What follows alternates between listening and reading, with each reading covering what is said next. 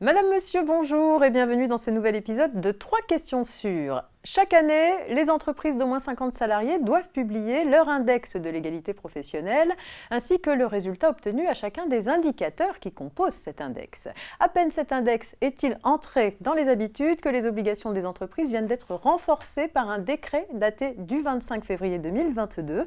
Avec nous, Nicolas Raymond, directeur de la rédaction sociale du groupe Revue Fiduciaire, pour répondre aux 3 questions sélectionnées par la rédaction sur ces nouvelles obligations. Bonjour Nicolas. Bonjour Marianne. Alors la première question, c'est celle de Pauline, responsable des ressources humaines, qui nous demande quelles sont les nouvelles obligations de publication et de transmission. Alors Marianne, les employeurs qui sont concernés par l'index de l'égalité savaient déjà qu'ils doivent publier pour le 1er mars de chaque année au plus tard leur note globale, comme vous l'avez dit, ainsi que le résultat obtenu à chaque indicateur. Alors c'est la loi RIX du 24 décembre 2021 qui a posé les fondements d'un renforcement de leurs obligations. Alors le décret du 25 février 2002, il est venu préciser ces nouvelles obligations et notamment leur étendue et les modalités. Alors le premier étage du renforcement des obligations concerne les entreprises qui sont dans le rouge. Alors par entreprise dans le rouge, on entend celles qui ont une note à l'index global inférieure à 75 points sur 100. Alors on sait que ces employeurs qui se trouvent dans cette situation doivent définir des mesures correctrices et le cas échéant programmer des mesures de rattrapage salarial pour finalement corriger le tir, sous peine de pénalité. Alors le but de ces mesures, ça doit être de revenir à un index au moins égal à 75 points dans les 3 ans. Alors sur ce point-là, pas de nouveauté. Ce qui change en fait avec le décret du 25 février 2022, c'est que les entreprises concernées devront publier ces fameuses mesures correctrices et le cas échéant de rattrapage salarial. Le second étage du renforcement des obligations des entreprises, c'est une nouvelle obligation avec un nouveau seuil qu'on ne connaissait pas jusqu'alors et qui vise les entreprises qui ont un index global inférieur à 85 points sur 100. D'accord. Donc, qu'est-ce qu'elles doivent faire ? Elles vont devoir publier des objectifs de progression pour chaque indicateur auquel elles n'auront pas atteint la note maximale.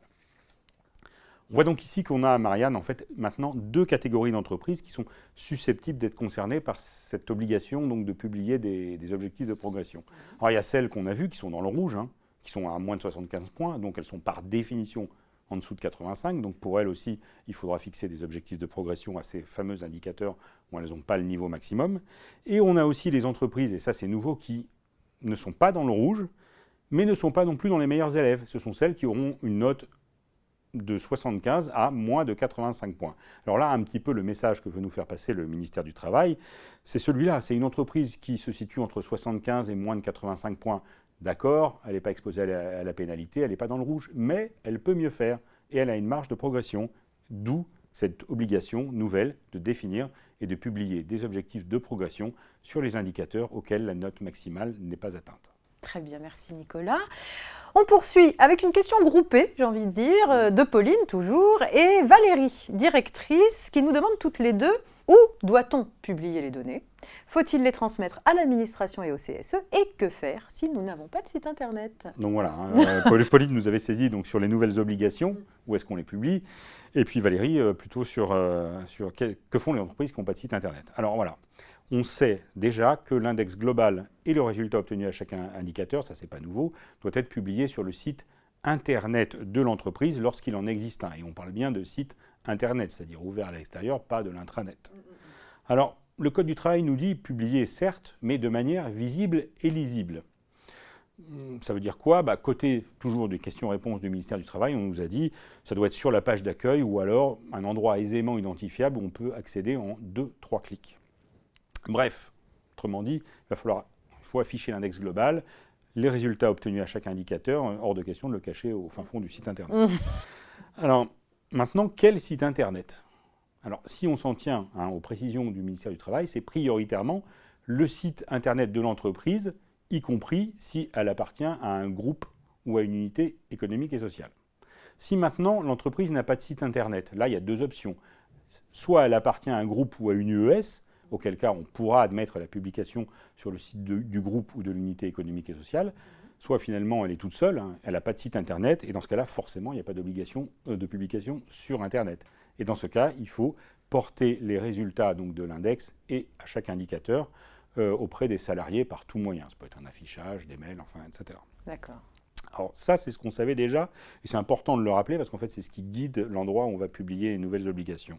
Alors pour les nouvelles obligations, alors les fameuses mesures de correction qu'il faut désormais publier lorsqu'on a une note inférieure à 75 points, eh ben, c'est pareil, c'est sur le site internet de l'entreprise. Mais on nous impose aussi de les porter à la connaissance des salariés. Donc ce n'est pas l'un ou l'autre, c'est les deux.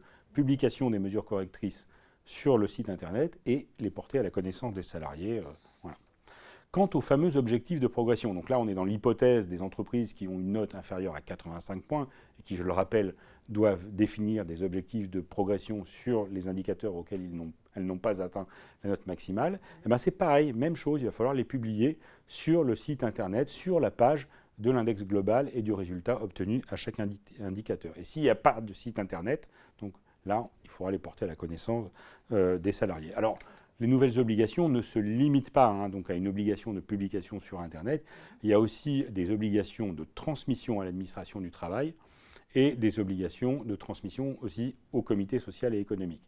Le Code du travail nous dit que maintenant, les entreprises qui sont concernées par ces publications, selon les cas de mesures correctrices ou d'objectifs de progression, doivent les publier, les transmettre par voie dématérialisée au site internet du ministère du Travail. Les mêmes éléments doivent également être transmis au comité social et économique, cette fois par l'intermédiaire de la base de données sociales et économiques. D'accord. Très bien, c'est très clair. Merci beaucoup. On termine avec la question d'Étienne. Alors une question très concrète, là aussi. Quand doit-on publier et transmettre les nouvelles données ? Alors, on a vu quelles sont les nouvelles obligations, on a vu où est-ce qu'il fallait les publier, et puis la dernière question, c'est effectivement quand. Quand ? Alors, le point de repère, déjà, c'est, on sait, le 1er mars, c'est une date importante, puisque c'est la date limite à laquelle les entreprises doivent publier leur index global et le résultat obtenu à chaque indicateur. Là-dessus, pas de changement. Alors, pour les nouvelles obligations de publication, je vous le rappelle encore, Marianne, une fois, je sais que je me répète. Mais non, mais allez-y, c'est important, c'est les nouveautés, donc voilà. Il faut que ça rentre. Donc, les mesures correctrices ou les objectifs de progression, selon qu'on a une note inférieure à 75 points ou à 85, vous avez vu, j'ai écouté. Merci, c'est là. Eh bien, dans ces cas-là, il y a un petit délai pour la première année. C'est-à-dire que là, évidemment, le décret est daté du 25 février, la date limite de l'index, c'était 1er mars, c'est un peu court. Donc, les employeurs ont jusqu'au 1er septembre 2022 pour publier ces nouvelles obligations. Par la suite, à partir de 2023, donc une fois qu'on sera en régime de croisière, les délais seront plus stricts. Alors, les textes nous disent qu'il faudra publier les nouveaux éléments, donc les mesures correctrices ou les objectifs de progression, dès lors que l'accord collectif ou la décision unilatérale fixant ces mesures aura été déposée. Et dans l'esprit, on parle ici d'une publication le plus tôt possible dès la publication de l'index, laquelle doit intervenir, je vous le rappelle, au plus tard le 1er mars.